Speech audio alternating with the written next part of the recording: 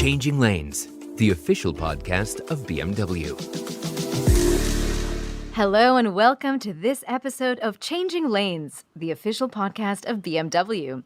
My name is Sarah. I'm a travel junkie, carpool karaoke fan, and addicted to driving with the top down. And my name is Jonathan, tech geek, fun fact fan, and speed freak with cars and the internet. Today in the podcast, we're talking about something that we've all unfortunately experienced at one point or another, and that is being tired behind the wheel. It's something that we don't like to think about, let alone talk about, but this is important because at the end of the day, your safety and everyone else's safety on the road should be your first priority. Exactly. So we've packed today's episode with some fun tips and tricks on what really helps to keep you awake and alert when you're behind the wheel. Are you ready? Let's do it. Let's go. Okie dokie, so let's start off with some fun facts. But this fact is anything but fun. Sorry to be a Debbie Downer. So according to a study published in the British journal Occupational and Environmental Medicine, researchers in Australia and New Zealand found that drowsy driving has some of the same effects as drunk driving. Oh my God, really? Yeah, it's pretty distressing. Now, they found that people who drive after being awake for 17 to 19 hours, they performed worse than those with a blood alcohol level of 0.05%. Now, just so we understand what that means, 0.05% is the legal limit for drunk driving in most Western European countries, though it is a little bit higher in most U.S. states at 0.1% or 0.08%. Wow, that's really shocking. Yeah, I was shocked as well when I found out. So fatigued drivers may be plagued by so-called microsleep. Now, that's when a driver nods off for just a few seconds. Sarah, I must admit, I've nodded off for a second before when I was driving. I'm not proud of it, but it's happened to me. And this is super dangerous, guys. Why? Well, because if you nod off for 5 seconds and you're driving at 55 miles per hour, which is approximately 90 kilometers per hour, that means you've traveled around 135 yards or 120 meters down the road when you were fast asleep. This is more than enough time to cause a crash. Oh my God, this is really scary.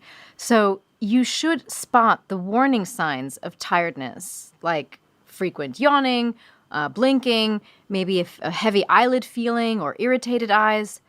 And when these symptoms occur, you've got to prevent that nap of danger. So here are our 8 tips on how to do just that. So tip number 1 is kind of obvious, which is get enough sleep. The only true remedy for fatigue and drowsiness is sleep. Above all, the key thing for long-distance driving is to be well-rested. So don't embark on a long journey after a wild night out or being kept up all night by a crying baby or a screaming match with your partner. You definitely need a good night's sleep before you start a long journey. Makes sense, right? Tip number 2 is power naps. So if you're on a longer trip, you should take a cat nap at least every 4 hours. Now, the benefits of napping are clear, but these power naps, they shouldn't be longer than 20 minutes. Why? Because otherwise your body may head into deep sleep. So here's the trick. Pull on over to the side of the road in a safe area, set your alarm for 20 minutes max, and take your power nap. That's doctor's orders. All right, now we've got tip number 3, which is avoid your natural low points. So adjust your driving times or your journey to avoid your body's biological low points. Now, most people's low points are generally between 2 o'clock in the morning and 5 a.m.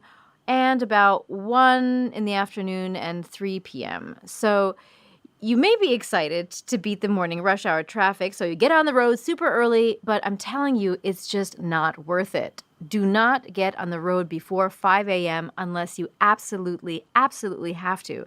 It's not a good way to prevent the dangers of drowsy driving. Oh, okay. Wow. So I need to remember this one myself, Sarah. If I want to beat the traffic on a long journey, don't start driving until 5 a.m. All right. Got it. Moving on to tip number 4, which is take regular breaks. One of the most important long distance driving tips, and one of the easiest, is to take regular breaks. We've all done this before.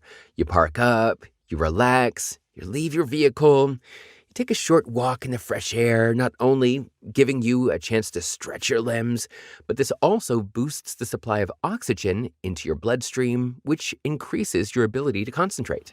Exactly. Yeah. So, I do this a lot when stopping at a gas station. It's not just to fill up the tank, but you can also go to the bathroom, wash your face maybe with some cold water. You can take a walk around the picnic area if there is one, and have something to drink, and of course, maybe get some food. And that is our next tip, tip number 5, which is food. So, the right food also affects your condition, of course. So, don't drive hungry or with too full of a stomach. Both will inhibit your performance. The best thing to do is to eat light snacks for driving, such as vegetables, which provide an energy boost while at the same time, obviously, are a healthy choice. It's best not to consume really heavy food during your journey, because this will only weigh you down and induce drowsiness. Exactly. So when you're at the rest stop, leave the 3-day-old spaghetti bolognese right where it Oh, is. yuck. Gross. Gross. And opt for a piece of fruit or a salad. And of course, fluids. Which brings us to tip number 6, fluids. Now, water is super important for us to live. We all know that. So when you're at the gas station, get that bottle of water. Instead of opting for a coffee or, my goodness, alcohol, do not touch that when you're driving.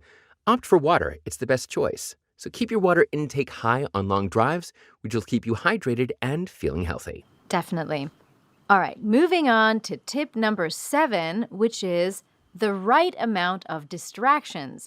Now, it can be helpful to have other things to do on a long car ride, just not so much that they keep you from concentrating on the road. For example, an exciting podcast. Just like this one. Yes, listening to the Changing Lanes podcast can keep you mentally fresh during a long drive on the open road.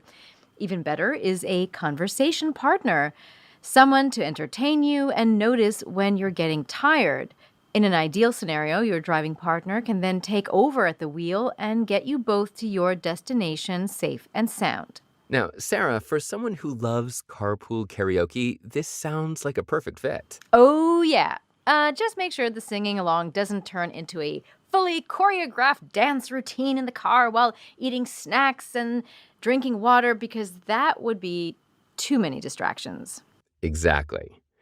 And last but not least, tip number 8, which is medication and medical conditions. So be careful when driving after taking certain medications.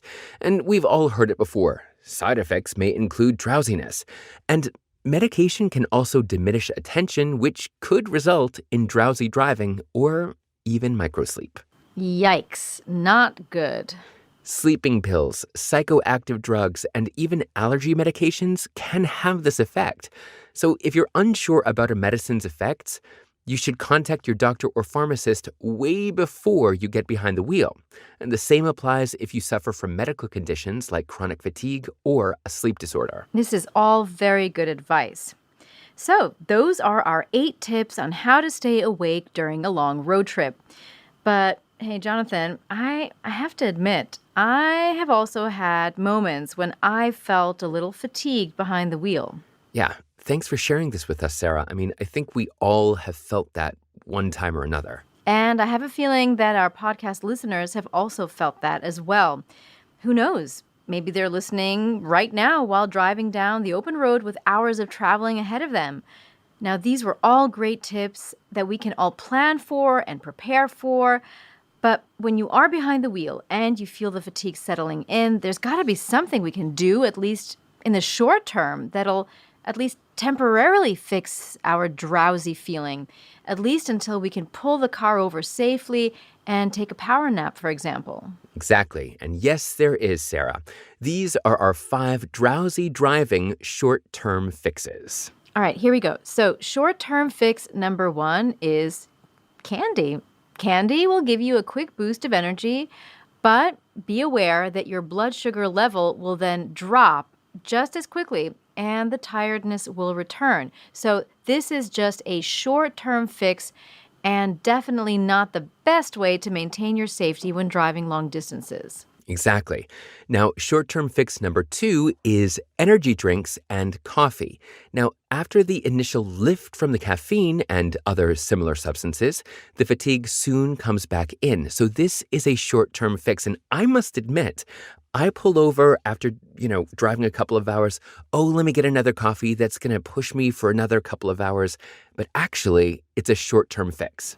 Yeah, I totally get a crash after drinking coffee. Just like an hour or two later, I just feel totally, totally tired. Exactly. So that is not a good long-term solution for me either.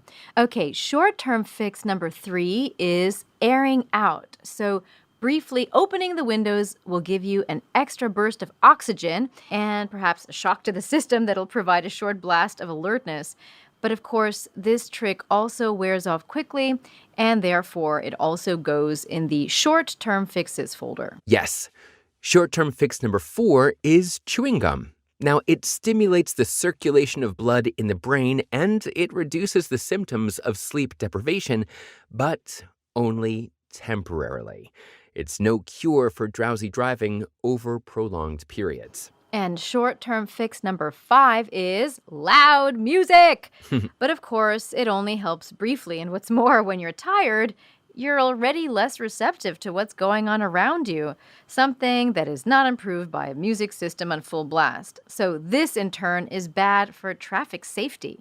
So this is when your carpool karaoke needs to come to an end, right, Sarah? Oh, yeah, definitely. Remember, safety first. Exactly. Now, Sarah, driver assistance systems can also help you with drowsy driving. Typical symptoms of fatigue include careless driving and leaving your lane. And with the steering and lane control assistant, it sounds an alarm if you perform unnatural steering wheel movements. And if your car is beeping a lot, signaling that you're leaving your lane unknowingly because you're struggling with tiredness at the wheel, then maybe you should take a break. Well, Jonathan, you are going to get a kick out of this. The BMW Intelligent Personal Assistant also works to help you combat tiredness. All you have to do is say, "Hey, BMW, I'm tired," and your vehicle will launch the reinvigoration program. Wait, what? That's super cool. All right, so here we go. Hey, BMW, I'm tired. So what happens next? Well, the BMW Intelligent Personal Assistant will combat your fatigue via temperature adjustment, lighting effects, and music. In fact, after a few hours of uninterrupted driving, the car will actually tell you to take a break. And if you need a bed, the navigation system supported by the BMW Concierge Service will actually guide you to the nearest hotel. Whoa.